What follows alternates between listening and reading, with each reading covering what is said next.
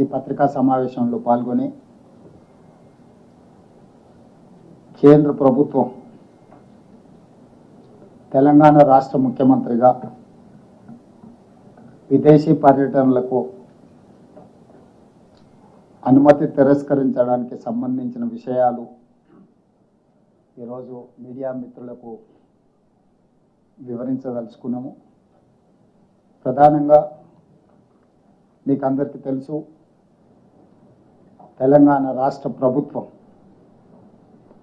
Telangana rising 2047 ఒక విధానాన్ని తీసుకొని వికసిత్ భారత్ 2047లో భాగంగా 100 సంవత్సరాలు స్వతంత్ర ఉత్సవాలను జరుపుకునే సందర్భానికి దేశ ఆర్థిక వ్యవస్థ $30 ట్రిలియన్ ఎకానమీగా మార్చాలని ఏ లక్ష్యంతోనైతే పనిచేస్తుందో రాష్ట్రాల కలయికనే కేంద్ర ప్రభుత్వము భారతదేశ సార్వభౌమాధికారానికి ప్రజాస్వామ్యం ఇచ్చిన స్ఫూర్తి. దీంట్లో భాగంగా విదేశీ పర్యటనల ద్వారా ముఖ్యంగా తెలంగాణ రైజింగ్ సంబంధించి తెలంగాణ రాష్ట్రాన్ని అభివృద్ధి పదం వైపు నడపాలన్న ఆలోచనతోటి విద్య, క్రీడలు, విదేశీ పెట్టుబడులను ఆకర్షించడం ద్వారా తెలంగాణ రాష్ట్ర ఆర్థిక పురోభివృద్ధిని ముందుకు తీసుకెళ్లాలన్న లక్ష్యంతో తెలంగాణ రాష్ట్ర ప్రభుత్వం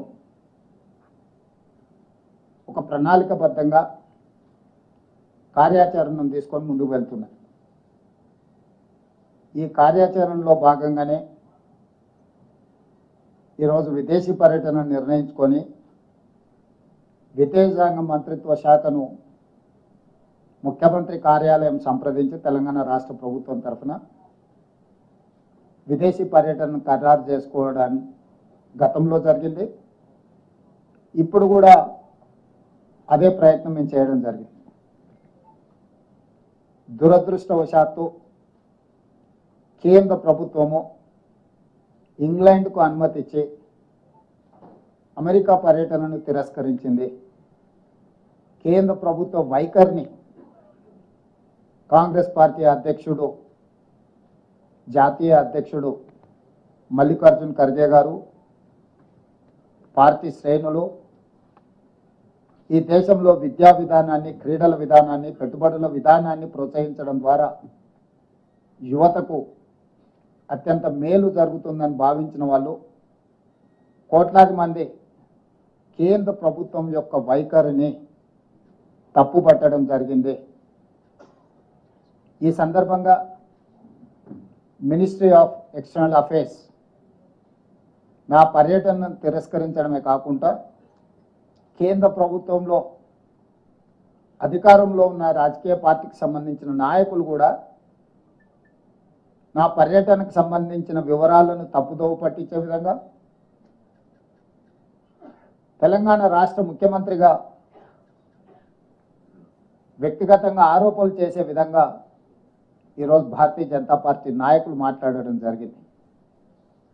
భారతీయ జనతా పార్టీ నాయకుల గురించి నేను మాట్లాడదలుచుకోలేదు. ఎందుకు అంటే వాళ్ళకి ఆ స్థాయి లేదు.